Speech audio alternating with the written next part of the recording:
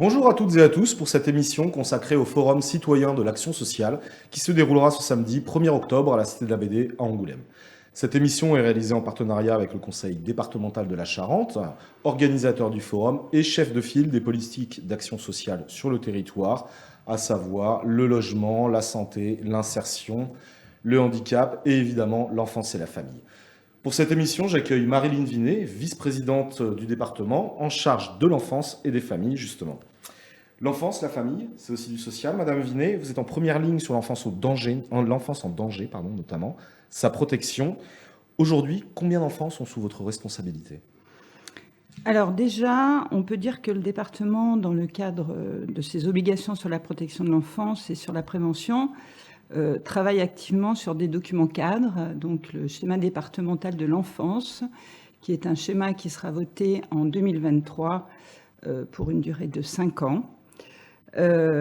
C'est un schéma qui permet justement d'avoir un accompagnement toujours plus fin et toujours plus personnalisé envers les enfants et les jeunes, bien évidemment. Aujourd'hui, en Charente, on a évidemment trop d'enfants. Toujours. On a 1170 enfants qui sont confiés à l'aide sociale à l'enfance. Sur ces 1170 enfants, nous avons 957 mineurs. Nous avons 118 mineurs non accompagnés et nous avons 95 jeunes majeurs, dont quelques jeunes majeurs ex-MNA. Ces enfants sont dans quelle structure? Alors, les enfants sont accueillis de différentes façons. Alors, on va parler chiffres, je suis désolée. Et après, peut-être qu'on a à parler chiffres, mais c'est horrible de parler chiffres pour des enfants. Mais pour 64% d'entre eux, ces enfants sont accueillis chez des assistantes familiales. Donc au sein de famille. Donc au sein de famille, tout à fait. Ensuite, ils sont accueillis au sein de lieux de vie qui sont des toutes petites unités ou alors des MEX qui sont des maisons d'enfants à caractère social. Et puis, il y a également l'accueil au centre départemental de Claire-Chauvin, qui est le centre d'accueil d'urgence pour les enfants. Et tous les enfants accueillis en Charente sont originaires de Charente? Tout reste intra-départemental ou en fait ce sont des échanges entre les départements? Alors, tous les enfants accueillis en Charente, leur famille est d'origine charentaise. C'est-à-dire que, ou habite en Charente. C'est-à-dire qu'un enfant charentais dont les parents partent dans un autre département peut très bien être confié à l'autre département. Donc, c'est également dans l'autre sens que ça peut se produire. Ce que je voulais ajouter, et ce qui est important, c'est que concernant le placement, il y a également des placements à domicile. Tous les enfants ne sont pas retirés forcément du foyer familial. Il y a ce qu'on appelle les AEMO ou les PEAD. Les AEMO, ce sont des placements, on va dire, administratifs. Et puis les PEAD qui sont plutôt des placements judiciaires.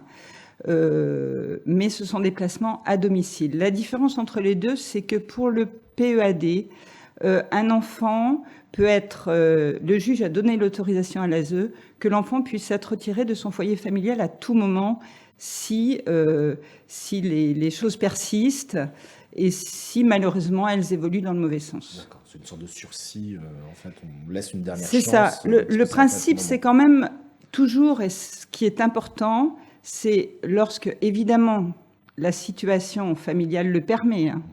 Je ne parle pas dans des situations dramatiques, mais dans des situations de conflit ou de délaissement, par exemple, il faut absolument envisager le retour au foyer parental. Hein, c'est ça qui est important. Et on travaille toujours là-dessus. Au titre de vos politiques et plus globalement de la loi, aujourd'hui, un enfant en danger, c'est quoi? Quels sont les critères? C'est un manque d'incarnation, mais quelles sont les situations qui amènent à constater un danger? Oui, voilà, ça manque d'incarnation. Un enfant en danger, alors littéralement, c'est un enfant dont les besoins fondamentaux ne sont pas garantis. C'est-à-dire la santé, la sécurité, la moralité, son développement physique, son développement psychique, son développement intellectuel, Donc un enfant avec des carences éducatives ou un non-respect de son rythme de vie aussi, par exemple. Ça, c'est un enfant en danger. Bon, c'est pas simple, hein, mais néanmoins, on peut effectivement avancer certains signaux d'alarme. Par exemple, souvent, l'école est un lieu de détection. Un enfant qui s'endort le matin systématiquement sur sa table de travail dans la classe, un enfant qui arrive en retard, systématiquement, un enfant qui ne vient pas à l'école régulièrement, un enfant qui vient habillé de la même façon toute la semaine, un enfant qui a des marques sur la joue, le cou, voilà, les bras. Pour cet enfant-là, il y a danger. Pour cet enfant-là, il y a un souci.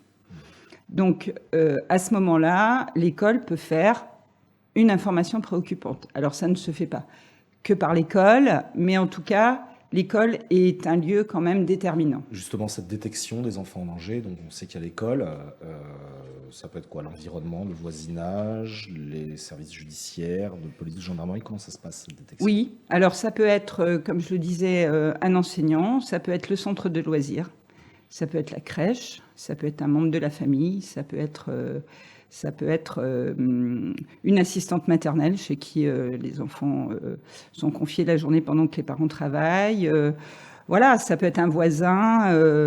Et puis, un enfant fait partie d'un écosystème, si je peux m'exprimer ainsi. Donc, si cet enfant est en danger, si cet enfant est victime de maltraitance, souvent, un autre membre de la famille en est également victime. Donc ça peut être un frère, une sœur, mais ça peut être aussi La mère. la mère, exactement. Donc en ce moment, je suis en train de travailler autour d'une maison des femmes sur la Charente, à l'instar de la maison de soie de Brive, où, bon, c'est un peu prétentieux, mais la maison des femmes de Saint-Denis, que je suis allée visiter. Alors, j'ai fait un peu le tour des maisons des femmes en France et la ministre de l'égalité femmes-hommes souhaite que ces maisons des femmes se développent en France. Et moi, depuis que je suis élue, je travaille sur ce projet qui va être présenté sur le budget Donc 2023. concrètement, c'est quoi? C'est une grande maison, plusieurs femmes qui auraient été battues ou pire, Alors, seraient accueillies dans l'urgence avec leurs enfants? alors, on dit maison parce que là, on est plutôt sur le côté foyer, mais c'est un lieu où la femme sera prise en charge de façon unique. C'est-à-dire que on travaillera avec l'État, on travaillera avec l'ensemble des associations qui aujourd'hui œuvrent sur ce domaine-là. Et la femme n'aura pas à répéter 20 fois la même chose, 20 fois les mêmes propos. Elle sera prise dans l'intégralité. Elle aura un soutien moral, un soutien juridique. Elle pourra aussi, et ça serait l'idéal, pouvoir... La police ou la gendarmerie pourrait venir sur place pour prendre les dépôts de plainte. Voilà. Des permanences d'avocats pourraient avoir lieu dans cet endroit-là. En tout cas, un lieu unique pour éviter de, entre guillemets, perdre ces femmes qui retournent à domicile. Et puis, elles pourraient arriver avec leurs enfants. Et les vivre, c'est pas qu'un accueil de jour? Alors, pour le moment, ça serait un accueil, et ensuite, on pourrait faire en sorte qu'elles aillent vers un hébergement. Vous pensez l'ouvrir? Pour le moment. Vous pensez l'ouvrir quand? J'espère fin du premier semestre 2023. Donc, ce sera inscrit au prochain budget? Ça sera inscrit au prochain budget. Oui, ça, je peux vous en assurer. D'accord. Voilà. Okay. Une fois que la détection est faite, qu'un signalement est fait, que ce soit par l'école, un proche, l'environnement ou la justice directement dans le cadre d'une procédure quelconque, quel est le type d'orientation? Comment on choisit si l'enfant va en foyer, en maison, enfin chez une assistante familiale, dans une plus petite structure? C'est une question d'âge, de profil, de passé? Alors, lorsqu'il y a une OPP, une ordonnance de placement... Il y a beaucoup d'acronymes quand même, ouais, la protection de ouais, l'enfance. c'est terrible. Ça a été terrible pour moi. Les premiers mois, ça a été terrible. Mais j'ai essayé Du coup, je vais vous de demander ce tout que c'est apprendre qu'une par APP. cœur. C'est une ordonnance de placement provisoire. D'accord. Voilà, qui est ordonnée par le juge des enfants. Donc, cette ordonnance de placement est exécutée très rapidement, donc le jour même, le plus rapidement possible. Là, il y a danger. Donc, des travailleurs sociaux, avec ou sans force de police, vont récupérer l'enfant ou les enfants. Et donc, le premier lieu que l'enfant voit, c'est le centre départemental de Claire-Chauvin. C'est le centre d'hébergement d'accueil du conseil départemental. Et à ce moment-là, donc il y a 4 unités au sein du CDELC qui sont les 0-6 ans, 6-10, 10-14 et 14-18. Les enfants sont évalués, leur situation personnelle, leur situation familiale est évaluée. Et ensuite, suivant, on va dire, l'état de l'enfant, soit il est envoyé vers une famille d'accueil, soit il est envoyé vers un lieu de vie. D'accord.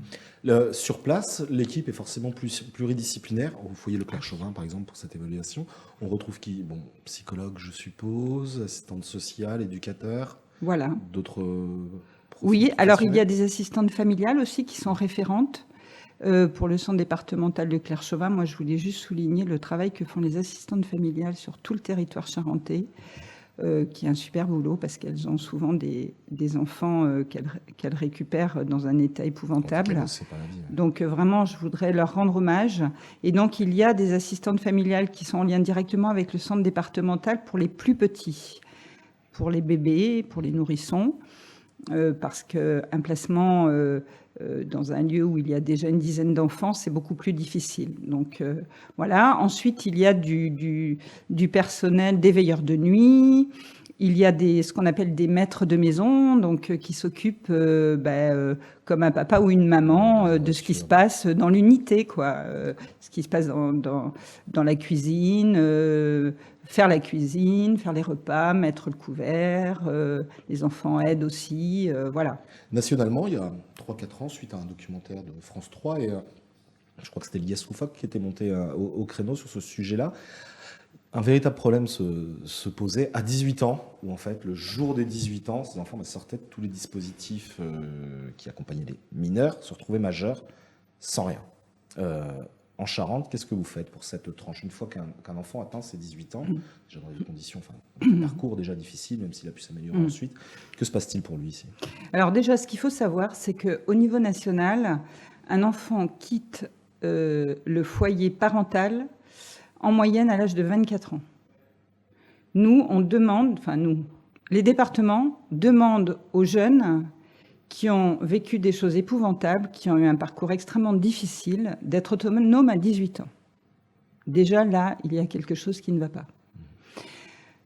En Charente, depuis qu'on a été élu, depuis que j'ai été élue, j'ai demandé que systématiquement, un contrat jeune majeur soit proposé à l'ensemble des jeunes qui atteignent la majorité. Alors, à partir de 17 ans, il y a un service au département qui gère les jeunes majeurs. À partir de 17 ans, enfin dans la 17e année, ils ont un rendez-vous, ils travaillent autour d'un projet professionnel, scolaire, etc. avec ce service. Et systématiquement, on leur dit, voilà, on te propose de signer un contrat jeune majeur, ce qui peut te permettre d'être soutenu par l'ASE jusqu'à tes 21 ans. Donc déjà, on repousse de 3 ans. Ça lui permet d'acquérir une certaine maturité, d'avancer dans ses études, d'avancer dans ses choix personnels, familiales. Alors, tous les enfants ne l'acceptent pas, enfin, tous les jeunes. Dans le contrat, en général, il y a une obligation. Pour lui, quelle est l'obligation dans le contrat? L'obligation, c'est forcément un suivi par l'ASE. Il n'est pas complètement autonome. En tout cas, on l'emmène vers l'autonomie. Mais il y a forcément un suivi. D'études ou de travail. Mais oui, c'est ça. C'est ça. Dès on est obligé de continuer à suivre ce jeune. On s'y engage. Lui s'engage à être suivi et nous, on s'engage à le suivre. Voilà. Vous favorisez aussi, je crois, l'émergence de structures pour cette tranche d'âge-là, via des appels à projets, des contractualisations? Oui, dans le cadre de la contractualisation, mais bon, là, je ne peux pas en dire beaucoup plus parce qu'il n'y a rien de fait, mais en tout cas, on en est qu'aux prémices et on n'a pas les résultats de la contractualisation encore avec l'État, mais effectivement, des structures qui peuvent accueillir ces jeunes avec un environnement beaucoup plus favorable autour de la nature et loin de la ville. D'accord, plutôt en milieu rural. Plutôt en milieu rural, oui. Vous occupez aussi des mineurs non accompagnés. Avant votre élection, il y a eu quelques passes d'armes avec donc la précédente majorité devenue opposition autour de ce sujet-là. Depuis votre élection, donc dans 2021, qu'avez-vous changé sur leur accueil ou leur accompagnement? Alors, effectivement, il y a eu des passes d'armes, puisque la procédure type, on va dire, c'est qu'un jeune qui arrive sur le territoire charentais, un jeune mineur non accompagné, demande une reconnaissance en tant que mineur. Là, il y a une évaluation qui est faite de la part de la cellule MNA du conseil départemental. S'il est estimé mineur, il entre, on va dire, dans le droit des autres, dans les mêmes droits que les autres enfants confiés. Si, en revanche, la cellule MNA pense que ce jeune est majeur, il sort du dispositif. Lui peut faire appel auprès du juge des enfants. C'est ce qui se fait en général. Le juge des enfants, après, va trancher. Soit il va dire, attention, ce jeune est vraiment... Donc, il va examiner tout un tas de choses, papier, acte de naissance, enfin, tous les documents que ce jeune aura. Le juge va dire, attention, ce jeune est mineur. Donc, il fait à ce moment-là une OPP pour ce jeune. Donc là, on est obligé... Donc on revient dans le voilà, on revient dans le dispositif. Soit il dit, non, ce jeune est majeur. Donc là, il sort complètement du dispositif. Si le juge dit qu'il est mineur, avant, l'ancienne majorité avait une ligne budgétaire spécifique pour faire appel systématiquement. Nous avons décidé que cette ligne budgétaire disparaîtrait. Elle a disparu. Nous ne faisons plus appel systématiquement. Nous ne faisons, on va dire, même plus appel, quasiment. Pourquoi ? Parce que si le juge décide que, effectivement, cet enfant est mineur, on ne va pas revenir dessus une énième fois. D'autant plus que ces jeunes, la plupart du temps, ont commencé à entrer dans la vie active en France à travers un contrat de professionnalisation avec une entreprise. On en a eu plusieurs dans cette situation-là. On ne va pas tout briser. L'important, c'est l'insertion de ces jeunes dans la vie française. Donc voilà, on a décidé qu'on s'arrêterait là. Et donc, on ne fait plus appel. Dernière question, le forum de samedi doit laisser une large place à la parole citoyenne et à la parole des Charentais. Qu'est-ce que vous attendez, vous, dans votre thématique, de cette intervention citoyenne et de cette participation ? Alors moi, dans ma thématique, je pense que cette journée est importante puisque au niveau de la protection de l'enfance, ça va nous permettre aussi de faire de la prévention. On n'a pas parlé de la prévention, de la protection maternelle infantile, la PMI, etc. Mais c'est quelque chose... On pourrait en parler toute la journée. Mais on pourrait faire toute la journée, absolument. Mais on n'en a pas parlé, mais on va en parler samedi. La prévention, c'est quelque chose vers quoi on va de plus en plus. C'est justement grâce à cela qu'on va diminuer le nombre d'enfants confiés, qu'on va pouvoir aider les parents dans leur acte de parentalité, parce que tout le monde, en fait, on a des enfants, mais tout le monde n'est pas forcément fait pour être parent tout de suite. On ne déclenche pas les choses des fois. Immédiatement. Et puis parfois, oui, moi j'ai 3 enfants, je sais, parfois c'est compliqué. Enfin bon, voilà, ils sont tous différents.